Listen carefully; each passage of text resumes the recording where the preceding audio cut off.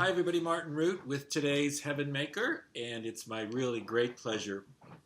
Uh, One of my Heaven on Earth mentors, I don't know another better way to describe Tim Kelley. Um, I've always felt he's ahead of me on Heaven on Earth, and I'm just delighted, Tim, that you're taking the time to be with us today and share your knowledge and insight and wisdom. Thank you, Martin. That's high praise indeed that you would think anyone's ahead of you on heaven on earth. Well, I do. I do. Tim, tell us a little bit about the purpose of your company, the kind of work you do, Mhm. and then how you see that fitting into Heaven on Earth. Yeah, it's interesting because Martin, I have several different organizations that are tackling heaven on earth from different points of view. So I was just meeting earlier today with the owners of the True Purpose Institute, which is one of my organizations.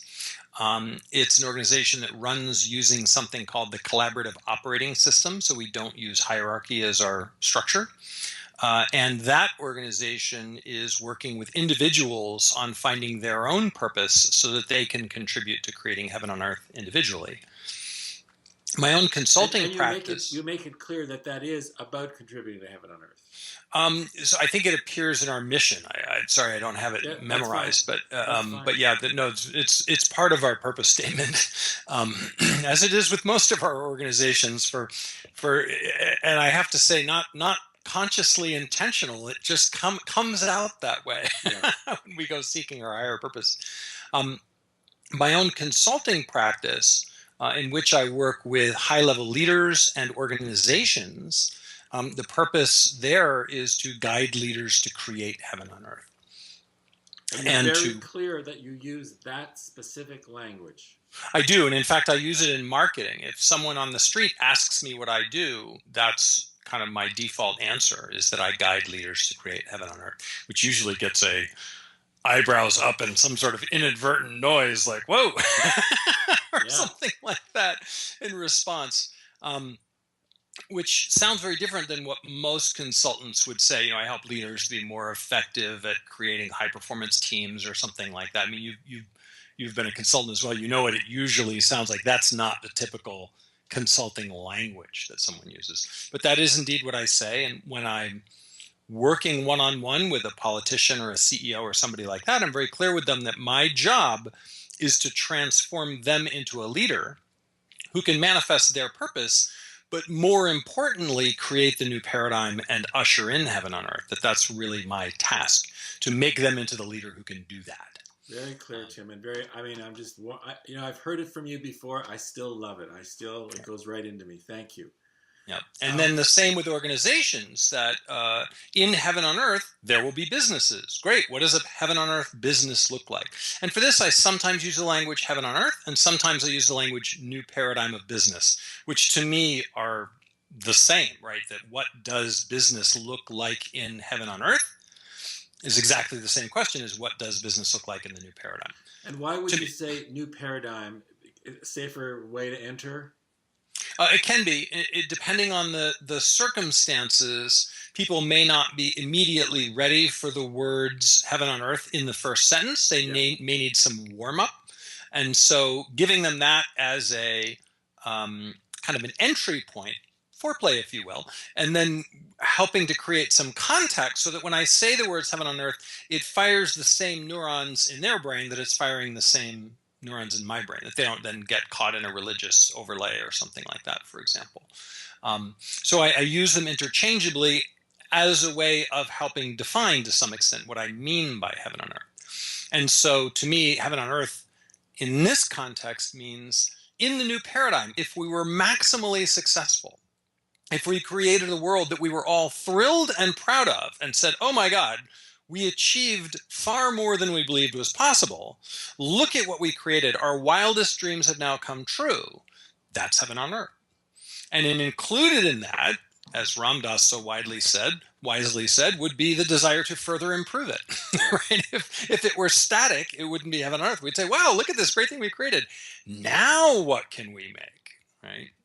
Well, So one of the critiques I hear is that if we have heaven on earth, there'd be nothing left to do, and so that answers directly to that. No, that's right. not Yeah, true. the Ram Dass quote, the specific one, which I love, is everything is perfect exactly the way it is, including my desire to improve it.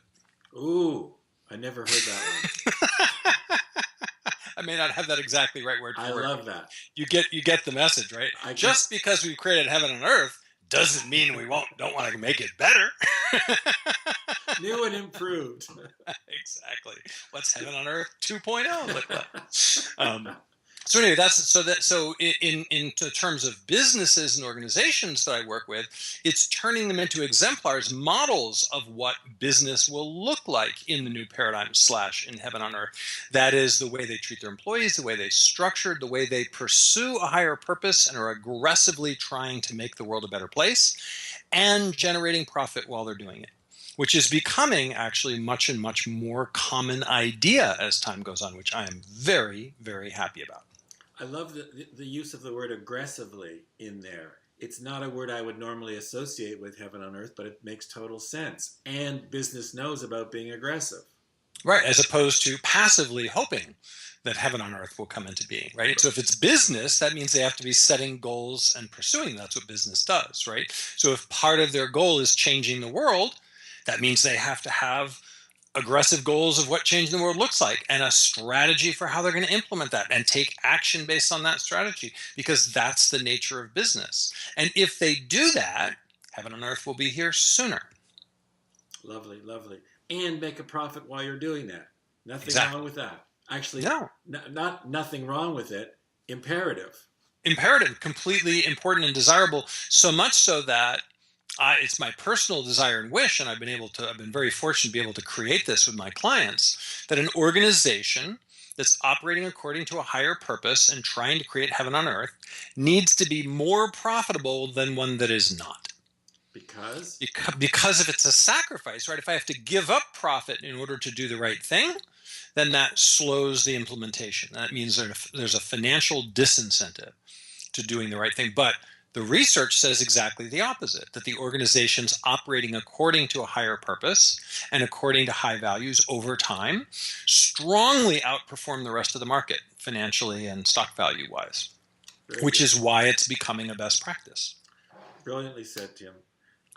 Let me segue now into, I know one of the other things you do with respect is you help people, organizations, and countries discover their higher purpose as part of heaven on earth. And one of the things I know that you're doing is working with the Israelis and the Palestinians. Talk a little bit about that, if you would, please. Yep. At this point, it's more with the Israelis and the Palestinians. I have several Palestinian colleagues and contacts that I've done great work with, but the work with the Israelis is proceeding much faster.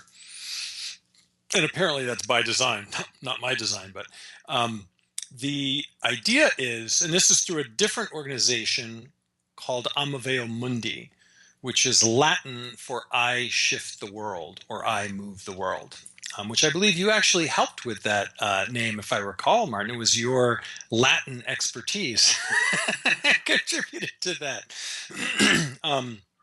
But that organization is working at global and national level as opposed to individuals and organizations. And so we're working actually on two countries, Israel being one and Colombia being the other. And in both cases, there are projects underway in which we're gathering groups of people, many of them high-level leaders, and gathering purpose information about the country. And what we find very consistently, and not surprising to me, but surprising to many others, is regardless of their political or religious views, it's relatively straightforward to get a group of people to align on a purpose for the country and to be completely all together saying, yes, absolutely, that is it.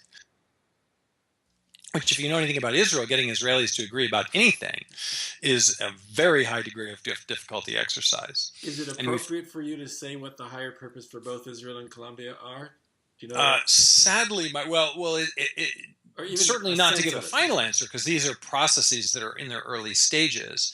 Let me say a little bit about the kind of information that's coming through in Israel, that is really, some of this information is very old and contained in the Torah, things like tikkun olam, which means to fix the world, that Israel is itself an agent of change and meant to model and usher in this new paradigm and show what a country can and should be. And that theme shows up very consistently, including in very non-religious secular Israelis get exactly the same information when we go for the country's purpose, and are completely aligned with settlers from the West Bank, highly religious Orthodox people, and completely leftist secular Jews who feel Israel is completely off track, all completely aligned on these purposes. And getting along better together as a result of the process. And because Israel as a country right now is highly polarized and becoming more so. And doing a process like this that creates a unifying national purpose could, for one, create a lot of healing, but also forestall what could be a country-ending internal disaster in Israel if the country continues to polarize at its current rate. It won't be long before it tears itself apart. You know, one of the things I've been looking at in Heaven on Earth is what's the Heaven on Earth purpose for your country, your nation. So I hope that listeners will take that about Israel and begin to think if that's one of their own gateways to Heaven on Earth for their own country. That's right. Tell us, talk to us about... Let me add one thing which you'll love, Martin. The mission of the nonprofit Amaveo Mundi is to reveal and create heaven on earth. In those specific words. Those specific words. Fabulous. And the reason for the language reveal, because most people think of it in terms of creating heaven on earth. Yeah. The reveal honors the more feminine process that says that heaven on earth is here already, which many sages over the years have said. Heaven on earth is here already, you can't see it. And so rather than saying this is not heaven on earth and we must make heaven on earth, that's part of the process, but that's not the whole thing. Because what we have is not 100% not heaven on earth. Right. It's some portion of heaven on earth and some portion that's not. And so to reveal means to be able to see the heaven on earth that's already here and be able to honor that. That's actually a very rapid process of bringing heaven on earth into being. It's actually faster than creating it. I think they're conjoint. They both exist at the same time. Andrew Cohen calls it being and becoming, and I would say being and becoming heaven on earth. So how do we then? I mean, the being part I get. It's here, and our belief that it's not here is in the way. All right. So then, what about the create side of it? Well, to me, the create side, which is the masculine process, is a process of visioning, and visioning means. To me, as a society, we are so powerful at this point in our development that we could create pretty much anything we wanted to. What is lacking in that is a joint vision. That is to say, we have collectively decided as humanity that heaven on earth looks like this, and therefore we're going to set about the task of creating this. And if that were to take place, then it would be inevitable that it would come into being because we are that powerful. But we are not aligned, and we are not even seeking to become aligned at the moment on such a unifying vision. And to me, the higher purpose is a means to an end, in that it's easier to align on a vision if I have a motivating purpose. And I can ask the question, well, if this purpose came to fruition, what would that look like? Yeah. And that's a very clarifying way of asking the vision question, right? If I just say, what does heaven on earth look like? That's a perfectly valid way of asking the question. It's a little broad and some people's brains melt if you ask it that directly. And saying, well, if this is our collective purpose, or for that matter, if this is your individual purpose, given that, what would heaven look like when that purpose were manifest? It actually leads to an answer, in my experience, more quickly and directly. Now, you, I know, have methods for getting directly to the heaven on earth answer that have nothing to do with purpose, and so that may not be a limitation for you. As a creature of purpose, it is a limitation for me. I have never heard of you as a creature of purpose. That's wonderful. No, one of the things that I've learned over the years in my consulting practice is that purpose does always come before vision in terms of being more powerful. So purpose why, vision what, that's the order. Yeah. And values how. And values how. Talk about the opposite. How then not to create heaven on earth? Well, there's a process that's being used by change agents around the world that I find disturbing because I think it delays the implementation of heaven on earth. And it comes from a natural incorrect conclusion that people draw.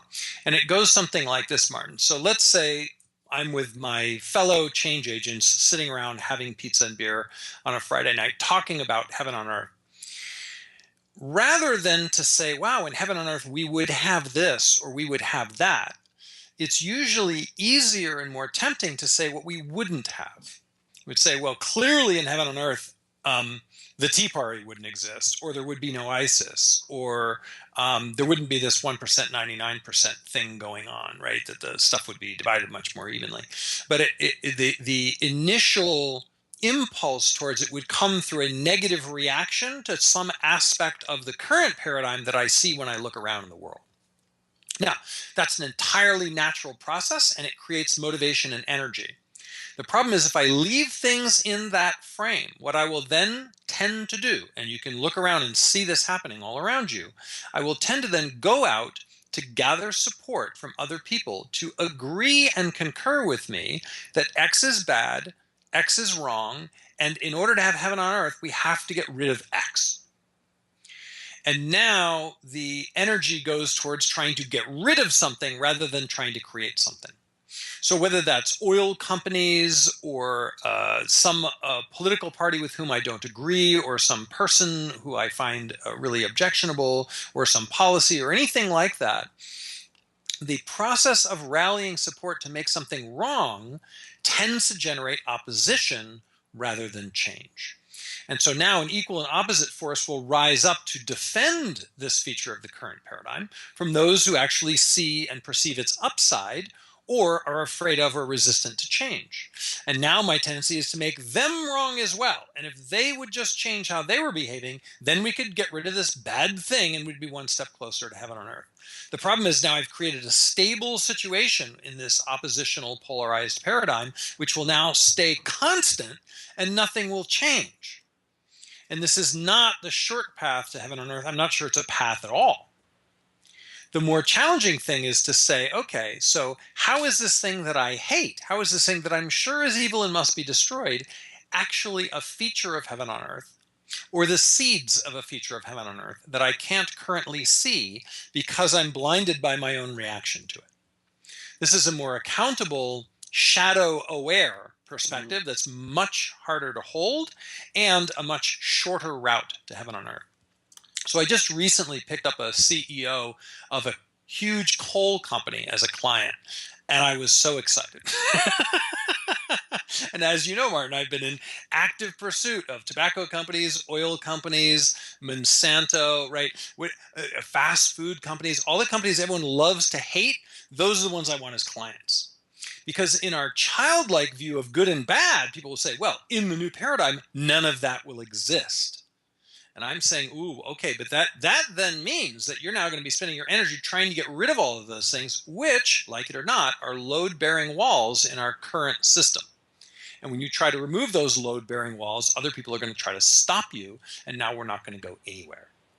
To me, the more interesting question is, what does an oil company, a coal company, a tobacco company, a fast food company look like in the new paradigm, rather than just assuming that it won't exist?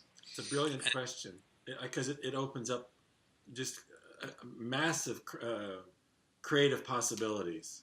Absolutely. What's a heaven on earth gun sale look like?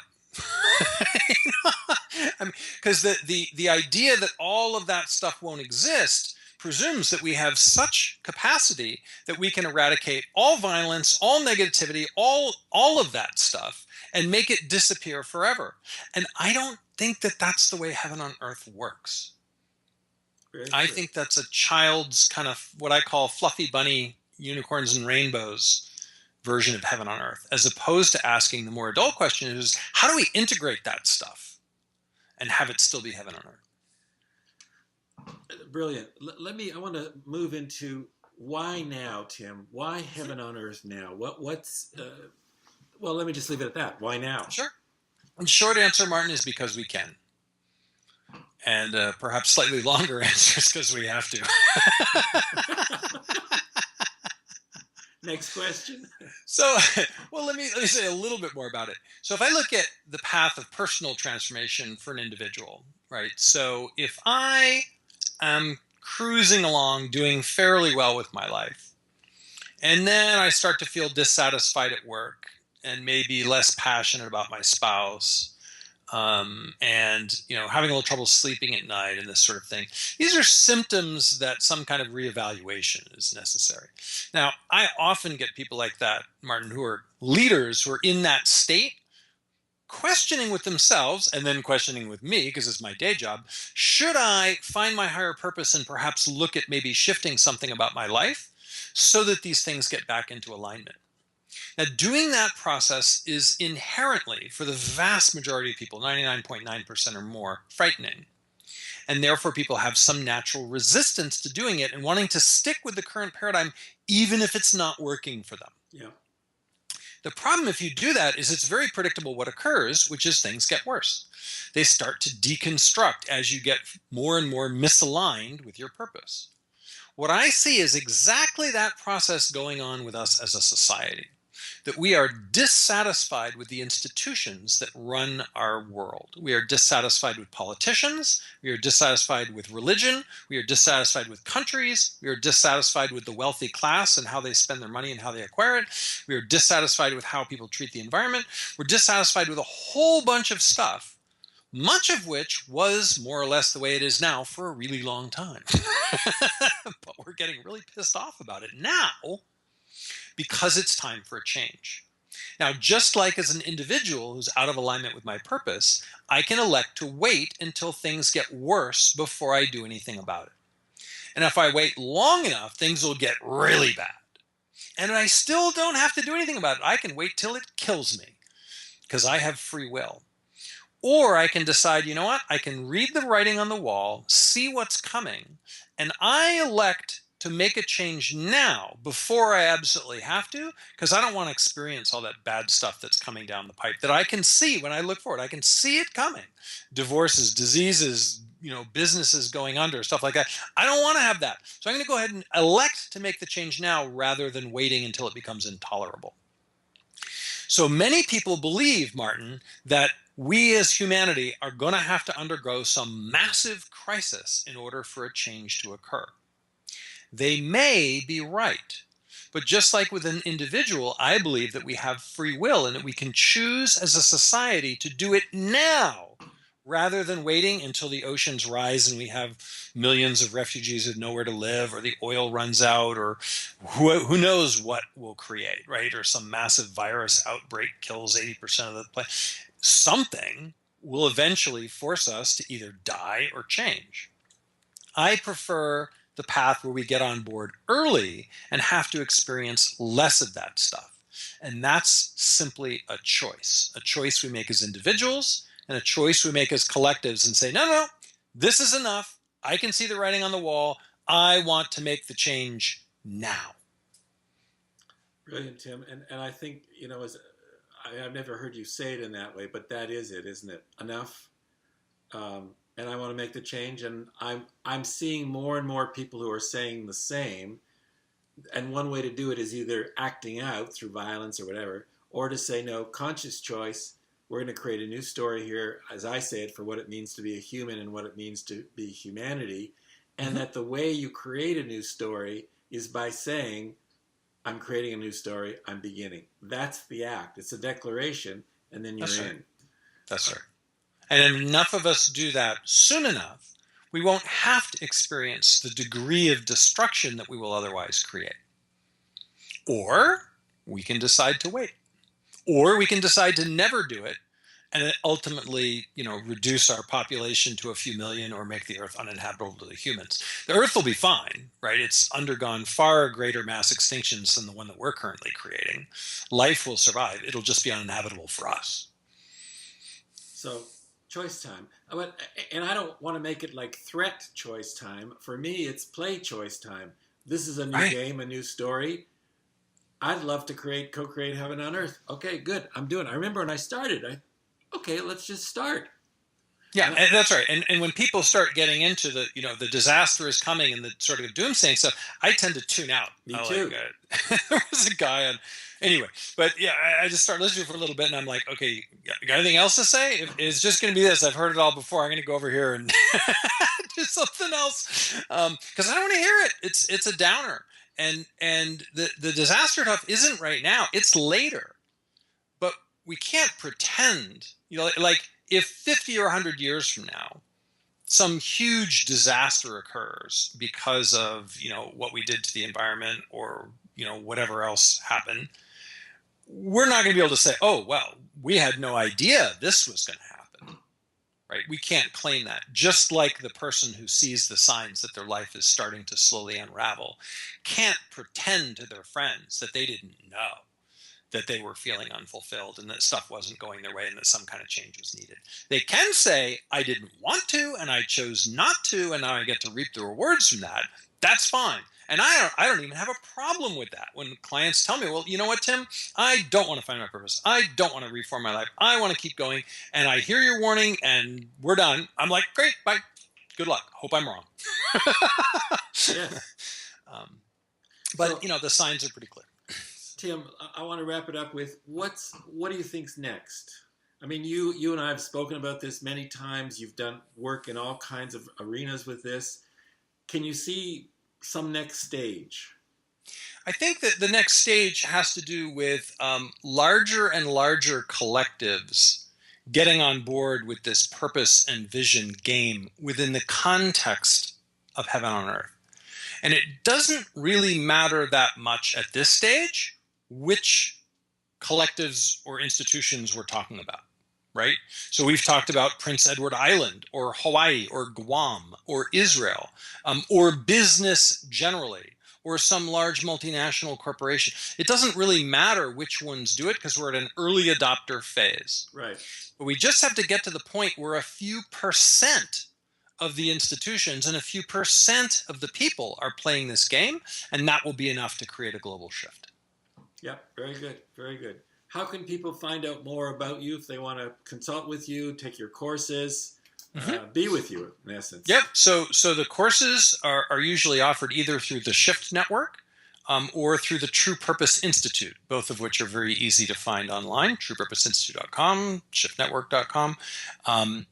And my own personal work with leaders, the best way to find me for that is through newparadigmgloballeader.com, newparadigmgloballeader.com. And leader is singular. Leader singular. Mm-hmm. Very good. Tim, thank you so much. Thanks for our partnership. I'm always warmed and inspired when I'm with you. Thank you, brother. Well, thank you, Martin. And I'm just delighted the relentless focus you've had on making Heaven on Earth a collective project. And I see it growing and expanding and more people including that language in their purpose. And I'd have to say it's working. So good on you. Thanks, brother. Till the next time.